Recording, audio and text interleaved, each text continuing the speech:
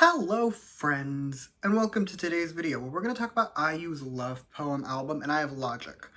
I have logic for this because today, as of the day of me posting this, today is her 15th anniversary. September 23rd, 2008, IU graced the world by debuting as a literal toddler.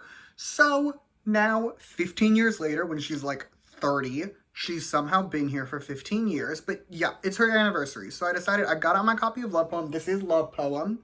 I love this album so much, like the packaging itself. One day, I'm gonna make a video about the albums that I have where I just love the packaging for no logical reason. They just speak to me on a spiritual level. This is one of them. I think this packaging is so freaking cute. Today's not the day for that video though. We're here to talk about the album. So, to go over this video is gonna work. I'm gonna run through the track list. I'm gonna give you my thoughts on each song, and then I'm gonna give the album a score out of 10 at the end. However, I do have to, of course, give you the disclaimer before we continue that everything I say in this video is just my opinion. You do not have to agree with my opinion because, as the mug always says, music is subjective, and that is great. Okay, now that we have all of that out of the way, we can get started, and of course, we're starting with Unlucky, the first song on the album, and it's great. Not only is it a really good opener to the album, but it's also just a really good song. Like, the first verse, it has this sort of old-timey but really fun piano in it, and I'm really into it. Like, it doesn't stay for the rest of the song. It's pretty much only in the first verse, but I really liked it, and I kind of want more songs like that. Like, can IU please put out a song that's just the old-timey piano and her basically just doing Unlucky but with the old-timey piano? I would really like that. The second verse, though, that's like a totally different vibe. It starts out with almost no background music, which is fine. IU has a gorgeous voice, so the limited background music for her, totally fine, but it's just a really pretty verse. The chorus, meanwhile, hear me out. This chorus feels Christmassy. I can't explain it. I truly cannot explain why, but this background music for the chorus feels Christmassy. However, this is also not a negative. In spite of being a good little Jewish boy, I love Christmas songs. I'll repent on Monday because it's Yom Kippur on Monday, but I just love a good Christmas song. This song feels like a good Christmas song. Like, it feels fun, it feels wintry, and it's just cute, so it gets extra credit for its Christmasness. On to the next song, which is The Visitor, and I must address the obvious. The guitar. I'm weak for a really nice, chill guitar song, and that's exactly what this is, and frankly, I'm a little obsessed with it. That said, I will concede the song isn't for everyone. Personally, I'm someone who thinks IU has a beautiful voice, and I am more than content to just sit back and listen to her sing to me. And if that's your vibe, you'll be into this. If that's not your vibe, I totally get it. Like, if you're someone who's into more pop songs, like upbeat pop songs, or if you're into rap songs, you're not gonna like this song. However, because I do enjoy this song, I want to keep talking about it. So, the chorus, it fucks hard. Like, I cannot be convinced otherwise of this. I am aware, logically speaking, like, this isn't a chorus that should fuck hard, and yet it does. And, like, I can't explain it, but it is true. The verses, meanwhile, they feel, hear me out, they feel like a walk during fall, like walking through the leaves with your best friend, and that type of vibe mixed with the IU gorgeous vocals just makes this such an enjoyable listening experience.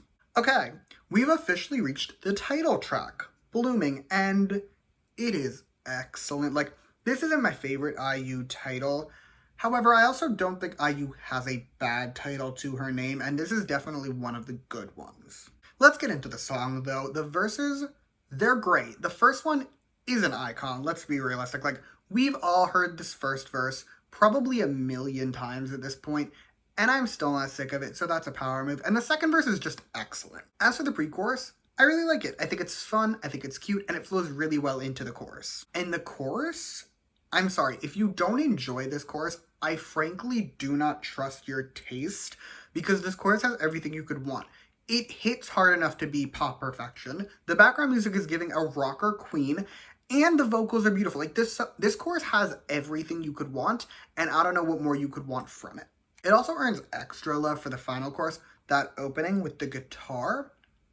I love that. I've loved it since I first heard it, and I still love it to this day.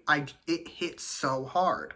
In summary, in spite of this not being my favorite IU title, like, I'm a pop girly, okay? Like, I like 23, I like Lilac, I love Lilac, I'm a Lilac supremacist, but this song, it's still a bit of a masterpiece. And I would say it deserved the world, but the song was also a huge hit, so it kind of got what it deserved.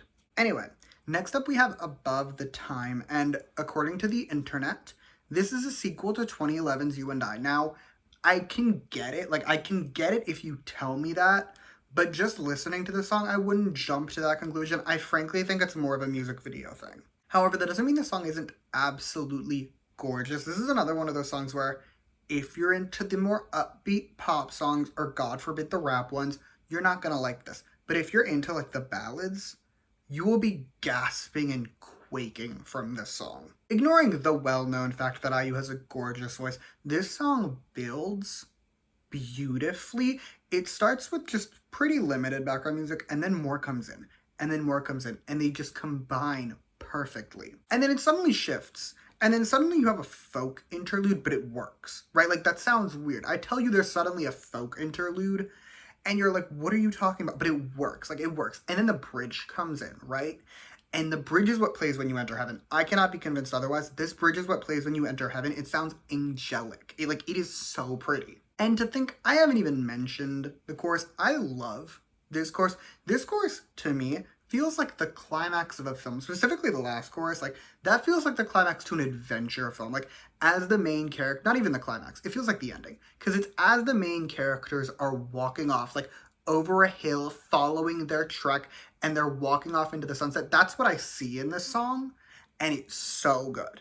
My neighbors decided to choose the exact moment I finished that last sentence to get in a weird screaming match on their balcony.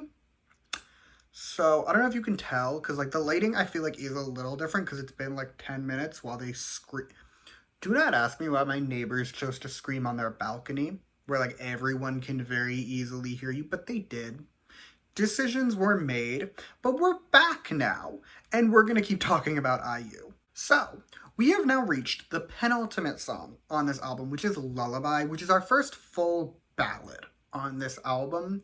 And while this is not my favorite IU ballad, this is not even my favorite IU ballad on this album, but this ballad is still somehow in a league of its own. It's a power move, but it manages to do it. And when I say this song is a ballad, I mean this song is a ballad, okay? This is not a pop ballad. This isn't even a belt your heart out ballad. This is a piano ballad, and it is amazingly beautiful. Again, obviously, beautiful vocals. I don't have to tell you that. IU has just gorgeous vocals. But there's also piano in this song, because it's a piano ballad.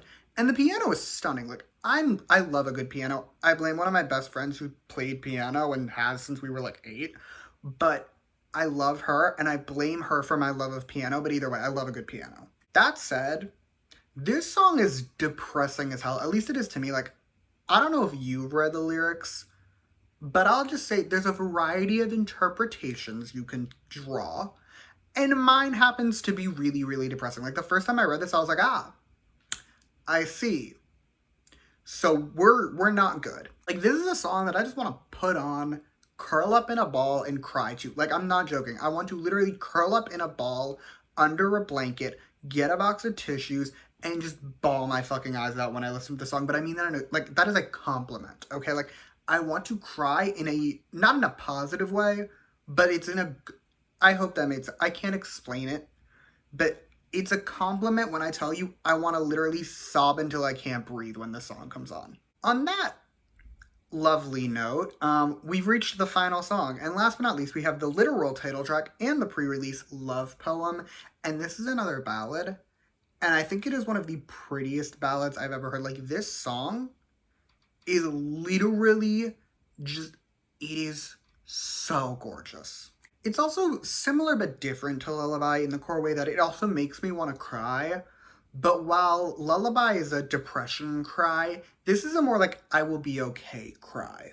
Like, this is that cry where you've just had the worst day, and it somehow lasted approximately 40 years of just, like, endless shit piling on, and then you finally make it home, right? Like, you walk into your home, and you can just sit down, and you can just let it all out. That is the cry to me, and it's a moment. It's also, unsurprisingly, beautiful. Like, this song is gorgeous. I already said that, but I'm repeating it. This song is gorgeous. The way the instruments work with each other and with IU's voice, it's art. Like, I'm willing to, like, this song is a masterpiece. It should be hanging in the Louvre, and I need someone to see to that. Anyway, that's all I have for this album. So with that, it is score time. And overall, I'm going to give this album a 9.8 out of 10. I feel like this album is just lacking a pop song. Like, a brighter, poppier song, because I'm a pop girl. So, like, I want a song that's lilac-coated. That's what I want. I want a song that was lilac before lilac. That's what I want. But, like, what we got is also amazing. So, yeah, 9.8 out of 10. And that is all I have for you today. Thank you so much for watching. Happy anniversary to Miss IU. Feel free to like and subscribe if you want to, or don't. I'll be okay either way. And also, comment your thoughts on the album. This was a bit different because instead of actually talking about, like, the songs as songs, I just sort of talked about the vibes. But I think it was fun. I had fun with it at least, and my enjoyment is really all that matters because it's not like I'm making any money on this channel.